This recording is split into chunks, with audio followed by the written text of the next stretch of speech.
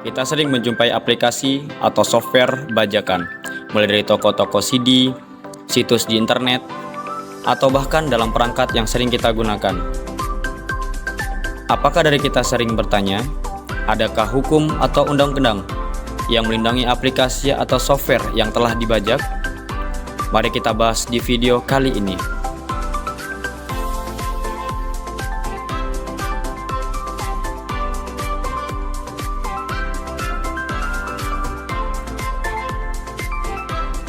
Assalamualaikum warahmatullahi wabarakatuh. Hak kekayaan intelektual atau HI merupakan suatu perlindungan hukum dari negara kepada individu atau sekelompok orang atau kelompok yang ide dan konsepnya berubah menjadi karya berhak cipta berwujud. Hak kekayaan intelektual terbagi menjadi dua kategori, yaitu hak kekayaan industri dan hak cipta. Hak kekayaan industri yaitu hak yang mengatur segala sesuatu tentang milik perindustrian, terutama yang mengatur perlindungan hukum. Hak kekayaan industri terdiri dari hak paten yang erat dengan penemuan teknologi baru. Lalu ada merek, yaitu suatu hal-hal yang berkaitan dengan tanda yang berupa gambar, huruf nama, atau yang lainnya dari sebuah produk dagang maupun jasa. Lalu ada desain industri, yaitu suatu bentuk fisik dan penampilan produk. Lalu ada desain tata letak, sirkuit terpadu. Desain tata letak sirkuit terpadu ini sering kita jumpai pada perangkat elektronik. Dan yang terakhir ada rahasia dagang, yaitu yang bernilai ekonomi dan dirahasiakan oleh pemiliknya merupakan rahasia dagang. Kategori yang kedua, yakni hak cipta. Hak cipta adalah hak eksklusif bagi pencipta atau penerima hak untuk mengumumkan atau memperbanyak ciptaannya atau memberikan izin untuk itu dengan tidak mengurangi pembatasan-pembatasan menurut peraturan perundangan-perundangan yang berlaku. Undang-undang yang melindungi hak cipta seseorang, yaitu Undang-Undang Nomor 19 Tahun 2002 yang terdiri atas 15 bab dan 78 pasal. Dan di dalamnya menjelaskan tentang peraturan hukuman, sanksi ataupun denda mengenai hak cipta seseorang ataupun sekelompok orang. Selain aturan tersebut, ada juga aturan untuk pengutipan dan penyalinan yang tidak melanggar undang-undang. Yang pertama, pengutipan ciptaan hak lain sampai sebanyak-banyaknya 10% dari kesatuan yang bulat tiap ciptaan yang dikutip sebagai bahan untuk menguraikan masalah yang dikemukakan. 2. Itu pembuatan salinan cadangan suatu program komputer atau komputer program oleh pemilik program komputer atau komputer program yang dilakukan semata-mata untuk digunakan sendiri.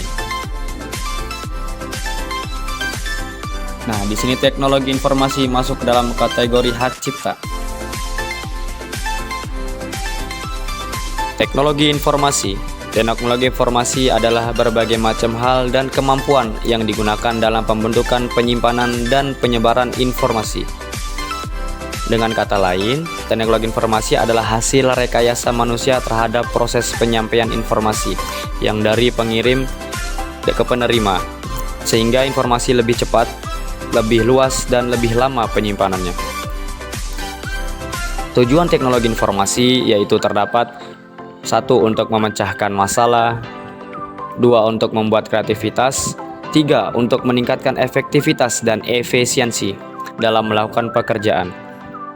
Manfaat teknologi informasi yaitu ada, khususnya di kehidupan sehari-hari, sangat banyak sekali manfaat dari teknologi informasi ini. Dan manfaat ini dapat digolongkan berdasarkan kebutuhannya, seperti untuk pendidikan, industri manufaktur, bisnis dan perbankan, militer, teknik dan pengetahuan, pemerintahan, hiburan dan permainan, dan juga bidang kriminal. Hubungan HKI dengan teknologi informasi yaitu adanya teknologi informasi membuat manusia lebih mudah untuk mengapresiasikan karyanya atau kreativitasnya kepada umum karena proses penyampaian informasi lebih cepat dan lebih luas. Hak kekayaan intelektual dalam teknologi informasi tidak dapat lepas dari HKI. Tentang perangkat lunak di Indonesia sendiri, HKI perangkat lunak termasuk kategori hak cipta. Hak cipta perangkat lunak Undang-Undang Hak Cipta Nomor 19 Tahun 2002. Pasal 2. Hak cipta merupakan hak eksklusif bagi pencipta atau pemegang hak cipta untuk mengumumkan atau memperbanyak ciptaannya yang timbul secara otomatis setelah suatu ciptaan dilahirkan tanpa mengurangi pembatasan menurut peraturan perundang-undangan yang berlaku. Lalu, perangkat lunak adalah sekumpulan perintah yang ditulis oleh bahasa pemrograman yang dimengerti oleh komputer sehingga perangkat lunak tersebut mampu menginstruksikan perintah tertentu yang dikerjakan oleh komputer. Perangkat lunak dan komputer ini tidak dapat dipisahkan karena komputer akan bekerja apabila ada perangkat lunak yang ditulis oleh seorang programmer.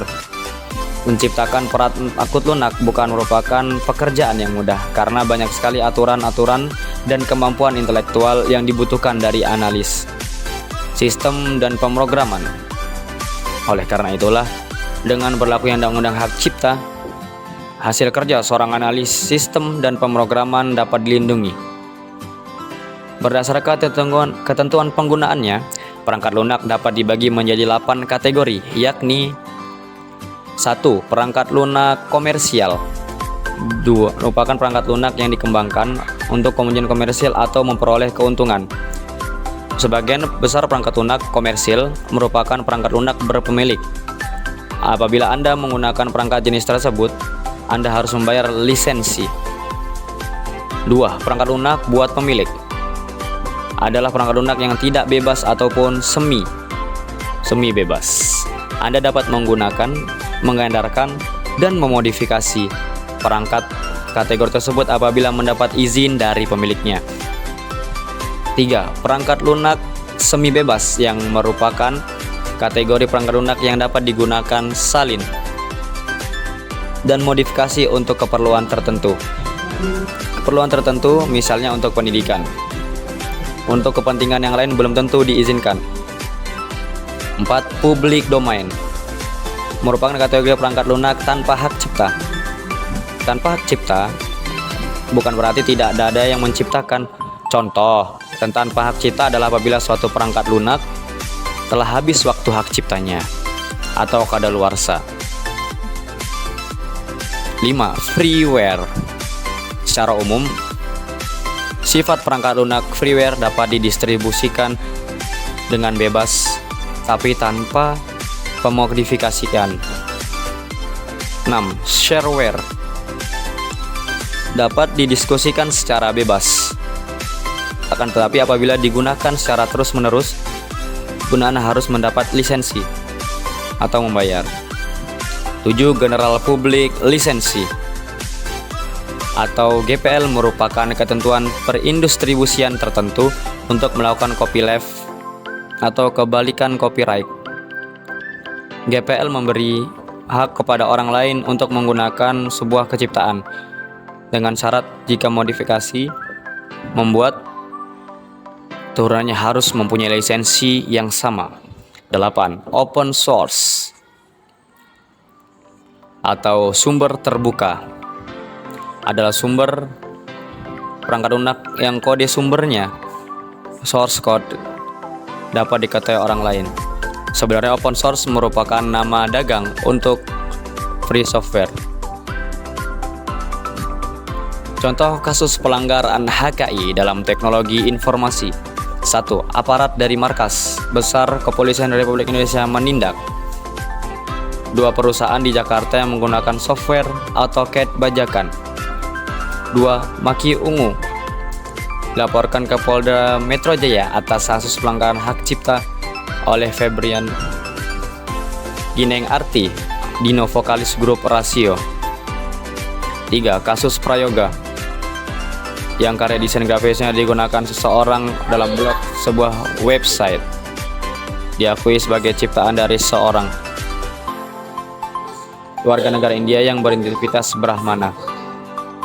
4. Kasus PT Nirwana Arvindo Mahaputra dengan Hairo bahwa salah satu karya desain grafis PT Nirwana Arvindo namun digunakan oleh seorang dalam teks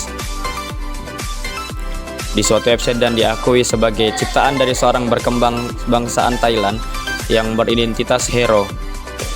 Karya desain grafis tersebut didapatkan dengan cara di-download dari website perusahaan PT Nirwana tanpa izin. Kesimpulan HKI.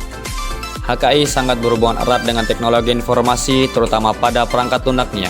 Seperti yang kita ketahui bahwa HKI memiliki peraturan perundang-undangan yang berlaku dan memiliki sanksi buat para pelanggarnya. Kita harus menghargai ciptaan orang lain dengan menggunakan software yang asli atau dengan nomor lisensi, tidak melakukan duplikasi